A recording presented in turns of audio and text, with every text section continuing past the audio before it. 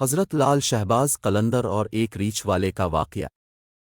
حضرت لال شہباز قلندر کہیں تشریف لے جا رہے تھے، راستے میں آپ کو ریچھ نچانے والا نظر آیا، اپنے پوچھا کون ہو تم؟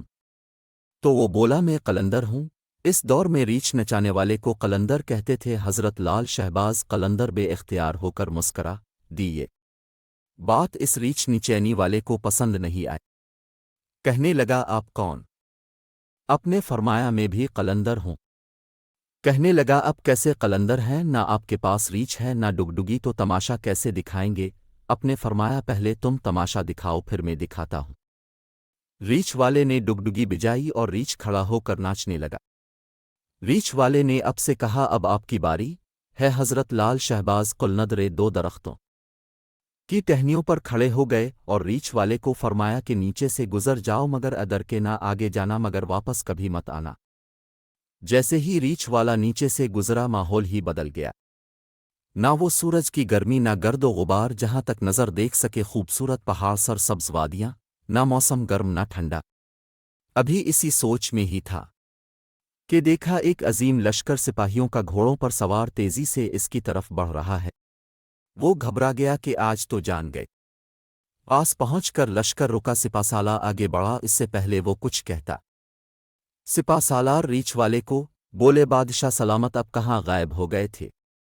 آپ کی سلطنت اب کا انتظار کر رہی ہے، اور ملکہ عالیہ کا رو کے برا حال ہوا ہے۔ اب وہ حیران پریشان شاہی گھوڑے پر سوار ہو کر ساتھ چل دیا۔ جب محل میں پہنچا تو عظیم الشان عمارت دیکھ کر حیران ہوئے، اندر داخل ہوا تو خوبصورت ملکہ گلہ شکو کرتی لپٹ گئی۔ کہاں رہ گئے تھے اب؟ سب بھول کر نہا دھو کے شاہی پوشاک پہن کر تخت پر بیٹھ گیا۔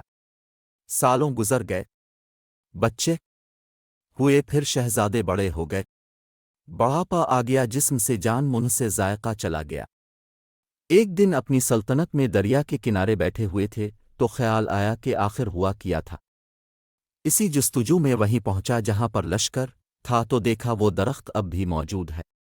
سوچا چلو دیکھتے ہیں، اور درخت کے نیچ سے گزرا، ماحول بدل گیا، وہی وقت وہی مقام، سامنے اس کا ریچھ اور ڈگڈگی پڑی ہے، وہی گرمی وہی گرد و غبار۔ پیچھے دیکھا تو حضرت لال شہباز قلندر کھڑے تھے۔ اس کی حالت غیر ہو گئی، بولا جناب میری سلطنت، میری ملکہ، میرے شہزادے۔ تو لال شہباز نے فرمایا سب تماشا تھا۔